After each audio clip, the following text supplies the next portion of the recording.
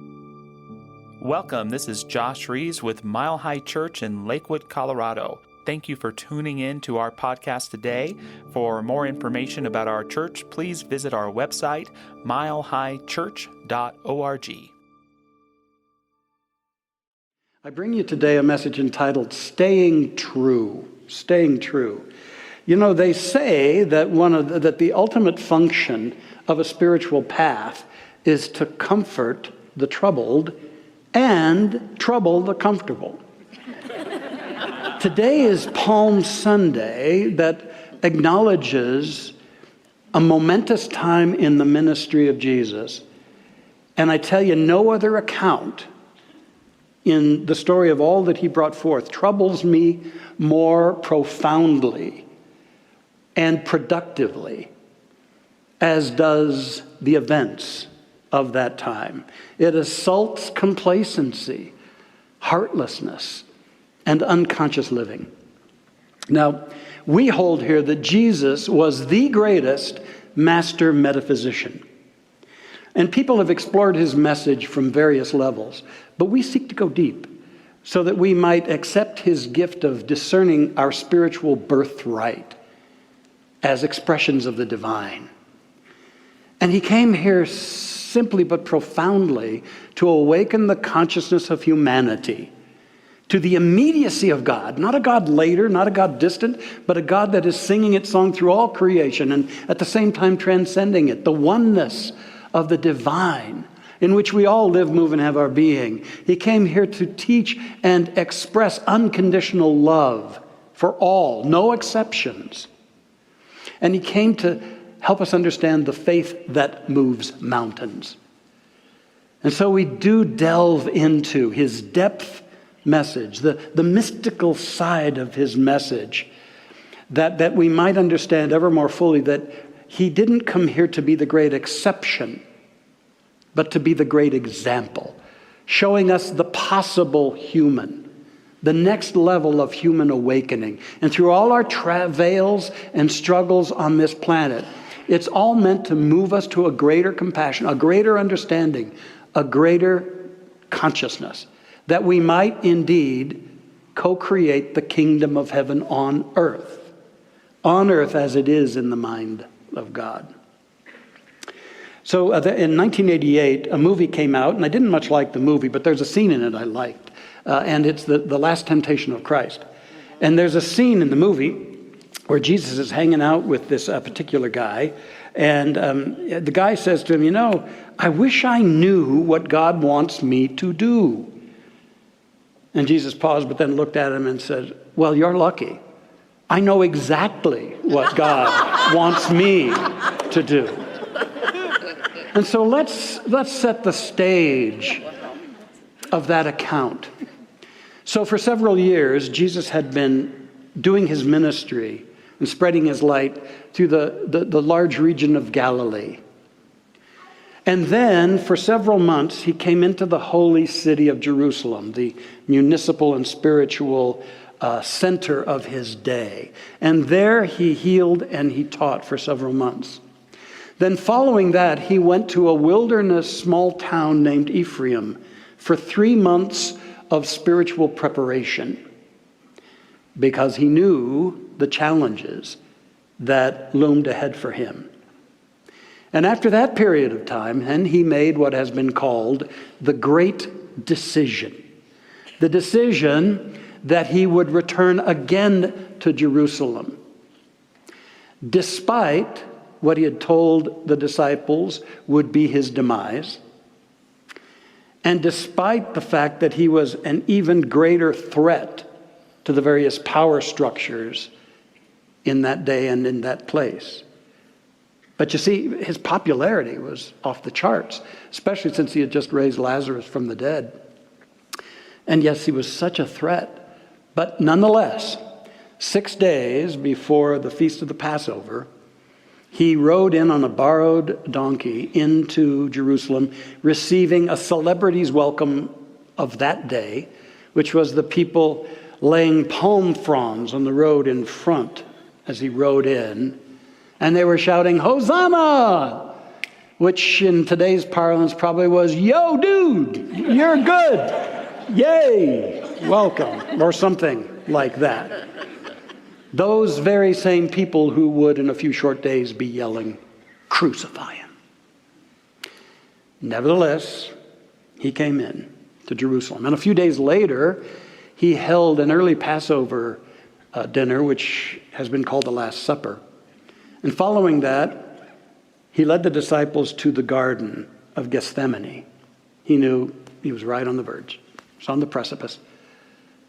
He was troubled. He needed to pray. And so while the disciples mostly slept, he went through his process. And at one point, it's recorded that he said, "Father, let this cup pass from me." It's like that part we all experience, the fears, the foreboding. Can I do this? It all came up for him. He said, "Hey, couldn't we do this a different way?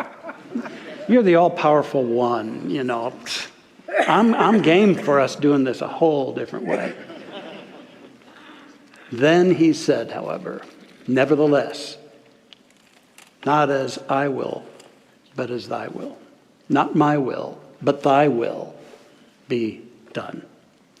And then shortly after, he was arrested there in the garden, and the sham trial proceeded. But that's what I really want us to focus on, is his sense that the outcomes weren't as important as today's topic: staying true. Staying true. And so, it troubles me. That story troubles me deeply and in a very important way. And I invite you to kind of be troubled by it and challenged by that very experience. Among all of the abilities and talents and goals we seek to master, I wonder if we are mastering the high art of staying true. Staying true. A gentleman in the mid-1900s was a remarkable person. He was an educator, a minister, a philosopher, a dean at a college. He informed and mentored many of the civil rights leaders, and he was a bona fide mystic. And I want to show you his picture. His name is Howard Thurman, and his material feeds me a lot. I read him constantly, especially his book that his late daughter put together called For the Inward Journey. And it's just rich and powerful material. And he passed, by the way, in the early 80s. But he wrote something that I especially love. It's a little article, it's about 3 or 4 paragraphs long, called "Keep Fresh Before Me, the Moments of My High Resolve." And I've excerpted just a little bit of the last paragraph. "Keep fresh before me the moments of my high resolve, that in fair weather and foul, in good times or in tempests, in days when the darkness and the foe are nameless or familiar, I may not forget that to which my life is committed." And I even skinny that down as what I carry and remember. Keep fresh before me my moments of high resolve, that I may not forget that to which my life is committed. That's staying true. And I challenge myself, am I clear about that to which my life is committed? Am I clear about that? And I ask you, are you clear about that to which your precious and powerful life is committed? Good to ponder that. Very, very rich to ponder. So a minister and a priest and a rabbit go into a bar and go to the bartender, and the minister said, "I want a shot of whiskey. Make it a double." And the priest said, "I'll have a glass of your finest red wine." And the bartender turned to the rabbit and said, "Well, what in the world are you wanting?" And the rabbit says, No, I don't want anything. I'm not supposed to be here. I'm only here because of autocorrect." You see, rabbit, rabbi, rabbit, rabbi. No. Now, the purpose of that profound story is to say to you that you are not here by accident. You are here by divine decree. You are here by divine decree. You have unique qualities. You are a once-in-a-universe person. And I pray you won't take yourself lightly. It's not about egotism, but it's seriously inquiring, what am I about? What did the divine bring me into expression, to reveal, to share? What is that? What have I to give? We hear often the phrase, we've been given the gift of life. I think there's a bit of truth in that, but I also see it differently. I believe that we've been entrusted with the gift of life. And there's a greater degree of calling and responsibility in that. We're not just here to amass what we can and eliminate what we don't want. We're here to discover something deeper and fulfill what I feel like is a sacred trust that vibrates at the center of our being. Keep fresh before me the moments of my high resolve, that I may not forget that to which my life is committed. Now, I want to say really quickly here that when I talk about staying true, I am not trying to tell us that we have to be perfect in every way. It's not about perfection. It's about finding our way back on course when we veer. You know, ocean liners, boats, as well as airplanes, they never go a straight line from where they start to their destination and beyond. They're always veering and coming back. The boat tacks. It goes off course and then tacks back and continues that. But it maintains the general thrust and trajectory of where its purpose wants to take it. And I think that's what we're about. And we're just as beautiful and just as whole and just as spiritual when we veer off a little bit, and especially so when we realize it and we steer back. It's a three-part formula I'd like you to remember, that our path is about veering, steering, and adhering. It's like we're going to veer. We're going to have our weak moments. Our fears will get the better of us from time to time. We're going to have those moments. The only thing life says is that it's not saying you're ugly, terrible, and we're not to be punished. It says just wake up to that and then steer back. And know that probably because that's how you grow, as you steer back, you're going to understand that life principle even more. And when you veer, so actually our veering is a deepening. Our veering and returning and then adhering is just the way we continue the trajectory into our spiritual awakening and into all that life wants to express through us. So it's not about a perfectionism, but it is about staying alert and looking at ourselves in the mirror from time to time and say, am I staying true? Am I staying true? Keep fresh before me my moments of high resolve.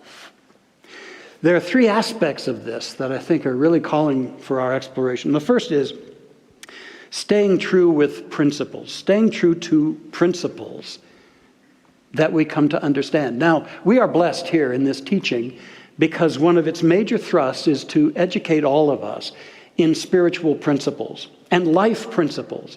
That's why our classes are at the hallmark of what we do. And I especially encourage you to get into Barry's class on New Eyes in the Bible because it's so perfect for this season and for what we're about. But we teach all these classes so that we can be fully aware of what a whole lot of humanity hasn't the foggiest idea about. And that is the principles at the heart of life. Anytime you discover a principle, it opens up realms of power for you. Just like the principle of electromagnetism and electricity was around in caveman days, but they didn't know it, so they couldn't use it. Now we're awakening to spiritual principles we can live our lives by, life principles as well. But you see, information is not transformation. What we've got to do is not only know those principles, but live them, stay true to those principles. What are the principles I'm talking about? There's a whole array of them, but I would say, for instance, oneness. That we're all part of the one life of the Spirit, the infinite love and intelligence, and that our job is to see the sacred in all people and all of creation.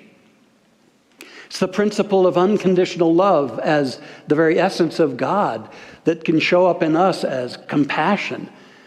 kindness, inclusion. It's the principle of the creative nature of awareness, of consciousness, that thoughts do become things, that it is done unto us as we believe. The inner is becoming the outer constantly, and that we can veer back on course through the power of prayer. When our believing in the world transcends our believing in truth, we can veer back to an even stronger faith through the power of prayer. It's the principle that I'm fully responsible for the judgments and the evaluations, the belief systems, the interpretations that I form around people and around situations. And that I need to be accountable for that. It's about honesty, integrity, those principles, spiritual service. And then there's the principle of spiritual abundance. That while there may be certain pockets of limited resources on our planet, there's no limitation in God. And abundant ideas and transformational opportunities are available because we live in the divine. And so this is an abundance universe. But our own personal prosperity will be to the degree that we stay true to that. And we also stay true to the energy flows in life. That's how a life builds itself up and reveals more abundance. It's through the giving and the receiving, the law of circulation. That's going on in your body and your breathing and your heart. It's going on in nature as plants take in CO2 and give off oxygen. Everywhere in our world, we see life imparting of itself, reaping and receiving a harvest, and giving more and receiving more. And we're a part of that. And so if we want to manifest abundance, we got to stay true to that. And for all of my own course correcting and veering in my life, there's an area that I'm kind of proud that I've stayed true to, although it hasn't always been easy. And that's my giving and my tithing. I started in 1975, and I have never stopped. And it wasn't always easy because at times the appearances of not enough would loom large. But that was an opportunity to get back on course and remember, life can flow through me. Good can come to me, but I got to keep the flow, stay in the flow. And that has prospered me over the years in so many ways. Principles. Staying true to principles. What principles are your true north? What are your true north principles? Here's a key, and I think it's so powerful. I'm putting it up on the screen too. At the end of every principle is a promise. At the end of every principle you stay true to, there's a promise. And I could have said it in a number of ways, but I boiled it down to two things. The promise is highest good and authentic power. No matter what of these principles you want to look at, staying true to them brings forth those gifts, highest good and authentic power. Staying true.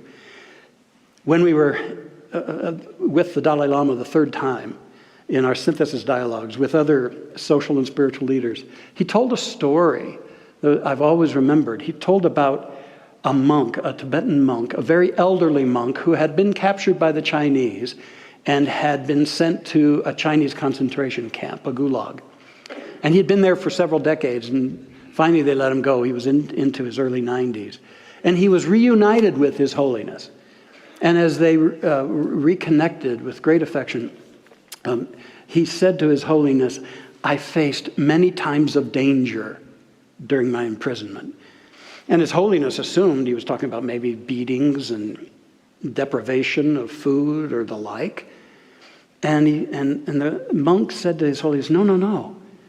So many times I was in danger of losing my compassion for the Chinese. His greatest danger was he might not stay true to compassion no matter what. That's always stayed with me. Always stayed with me. When I was an associate minister here, I was involved in a committee on education at our headquarters out in LA. And we were looking at ways we could improve our educational efforts in all of these life principles. And there was a guy on the committee. He was one of what I called the old guard. He was a longtime seasoned minister, and he was just a pain in my heart. And because he was always a naysayer. We'd try to come up with these creative things, and he'd always say, no, you can't do that, you can't do that. And he was also in league with a bunch of other seasoned, tenured ministers, and it just seemed like they're constantly putting on the brakes for us who wanted to move things forward. And so I was out for another meeting, and I'd arrived very early. My flight got me there early, and I thought, well, I'm going to put my briefcase down in the conference room and then go check in with some of my buddies here. That Dan was not safe on the streets of my mind. But I stood there, and I saw him, and I thought, because this happens within almost all of us, something said, you're better than this. This isn't what you're about. This judgment is a reflection of you, not him. What are you going to do about that? It's time to course correct, steer back, and really commit again. So I went and I put my briefcase down right beside him and sat in the chair right beside him, and he was shocked. And there was a few moments of awkward silence. And then finally, I'd remembered I'd seen his wife, his lovely wife, and his 2 daughters. And I said, Dan, you've got a wonderful wife and daughters. What's going on with them? And he lit up, and he talked about his wife and his daughter who was in college, and the daughter soon to graduate from high school. And he was he got pictures out. We didn't have the phones back then, so he got his pictures out and showed me. And I said, yeah, you know what? I've been recently married, and I've adopted my wife's 2 sons, and I love them like my own. And so we shared that. We started connecting. And then I said, Dan, sometimes it feels like you're just always putting the brakes on in this thing. It's like you don't want us to grow this thing, and I'd love to understand it better. And he said, Roger, Ernest Holmes changed my life. As an African-American man, he reconnected me with my self-worth. And he helped me claim a ministry that I didn't think I was up to. I don't want his teachings of my beloved man that I knew and walked with. I don't want them diluted. And I said, wow, Dan, I didn't get to walk with Ernest, but his teachings transformed my life as a teenager. I said, I don't want them diluted either. I think that what we're about is, what new methods can we employ to get these teachings out? What better educational methods? We talked a little about that, and he said, I think I understand. And he softened in that meeting and in others. And then beyond that, we started connecting and seeing each other at conferences and other meetings, and we formed this friendship. And I remember Erica and I going out to dinner with he and his wife and chatting. It was a lovely thing. And something really warm, because we participated in a mutual healing. We both got on course again. I wept when I heard he passed, and I still revere that guy. And I still understand that my healing was strengthening, experiencing how I veered and getting back, staying true to the principles, that he is my brother and we can connect. Staying true to principles. Keep fresh before me the moments of my high resolve, please. Secondly, it's about staying true to purposes. Our purposes in life to support life, support one another. Our purpose that is unique. I believe there's a unique dream afoot in every one of us. Every one of us. Doesn't matter what the past has been. We can go to our hearts. We can tap into that dream. We can reveal the next chapter or the next dimension of the dream that wants to have our way. But so many times there's so many voices that pummel us with shoulds. You should do this. You should be about this. You should. We need to listen more to the musts within our heart. What we must do, or we won't feel fully expressed in this lifetime. And to ask, what's my highest purpose in any given moment? Are my choices in alignment with that highest purpose for me? Remember reading about a guy who owned an auto repair shop, many, many loyal customers in his community. Then his only son got to be old enough to play soccer, and all the games were on Saturdays, and he was faced with the dilemma. That was his busiest day. But he did a lot of introspection, and he wrote a letter to all his clientele that he had in his database saying, my son's in soccer, and my purpose is to be the best dad I can be to him. And so I'm not going to be opening for the spring and summer on Saturdays. And I've attached a list of other reputable businesses that I know will take good care of you. and I hope we can do business downstream. Well, the upshot of it in the article was that his business didn't decline at all. He was besieged by people saying, yay, go for it. We'll work our schedule around. Nobody's going to take care of us but that. And congratulations on staying true to your purpose. It could have been so easy to take an expedient route. But look at how he might have ripped himself off. I think anytime we aren't staying true, we eventually experience that we ripped ourselves off. Keep fresh before me. Keep fresh, my moments of high resolve. Finally, it's also about staying true to presence, to our presence in the world. Understanding that that's one of our greatest responsibilities. How am I showing up? How am I behaving? And is it in alignment with, does it stay true to my principles and my purposes? And am I finding a way to be a beneficial presence? Is the way I'm showing up in life congruent with what I hold to be the highest and best in me and in life itself? Am I staying true? In 2002, Erica and I and our oldest son, Justin, were coming back from a family reunion in the Seattle area. Our youngest son was at a camp. And so we had arrived early on the day of our departure, and it felt important to get back to Denver because the next day we had a very early flight, and it was our anniversary. And Erica and I were going on a very special trip we'd saved and planned for a long time. It was overseas. And so we got to the airport, and it was going to be on a jumbo jet. I know. And the flight was really overbooked. I mean, it was significantly overbooked. And they were doing that a lot back in that day, it seemed. And then we found out that most of the other flights back to Denver that day were also overbooked. And there were a lot of people very angry. And they were lined up to this lady and this guy behind the counter at the gate. And they were just giving them what for. I mean, as I stood in line waiting to talk to them, all of a sudden I realized how toxic and hurtful this is, that people's own inconvenience is more important than the hearts of these people. You know, and I began to feel sad about it. I mean, I initially felt irritated that, oh my gosh, we got to get out. But something in me said, I'm not going to participate in that. And so I got up there finally, and before I even said anything else, I said, I'm sorry. I want to apologize for what you're experiencing here, because you didn't do this. And what's been going on here and what you've had to take is, in my mind, unacceptable.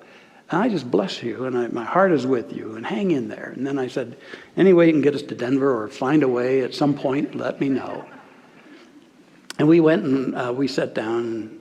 And by the way, as I was sharing that with the lady, I saw some wetness in her eyes because I think she'd had it up to here. So we sat down. About 25 minutes later, I hear our name being called. So I went up to the counter, and she said, I found a way to get you back to Denver. I said, oh, really? She said, but here's the deal. You're going to have to fly first class on this flight. I said, oh, really? I said, all three of us? She said, yeah, that opened up. And it's my pleasure to put you there. I said, thank you. She said, no, thank you. So we got on there. It was early in the morning. We had a lovely breakfast. My teenage son simply reclined in the nice cushy seats, pulled his hat over his eyes, and he slept through first class the whole darn time. Now, you know, when we stay true to how we're showing up, it doesn't mean that it always garners us first class. But you know what it means is that we're stronger. We're more ensconced in a consciousness that's of quality.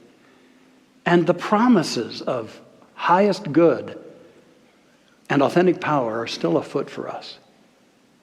So how do we show up? And are we willing to take responsibility for that?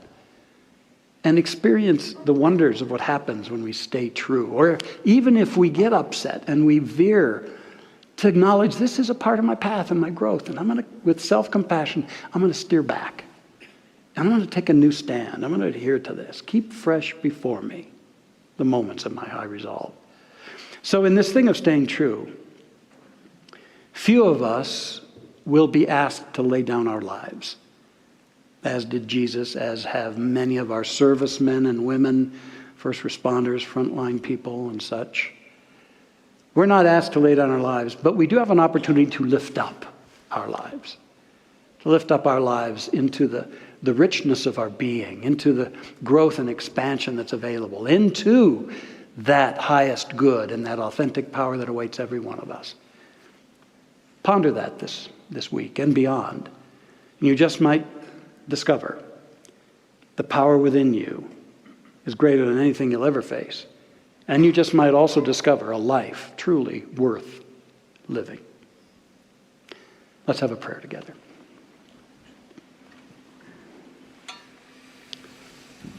I love to sit and pray with you as we now still ourselves and sense the presence of the living Spirit, birthless, deathless, changeless Spirit. That omnipresent divine life, called by many names, sensed in nearly every heart. And the light and the power of life itself at the center of you and me. As it says in the Bible, draw nigh unto the Spirit, and the Spirit will draw nigh unto thee.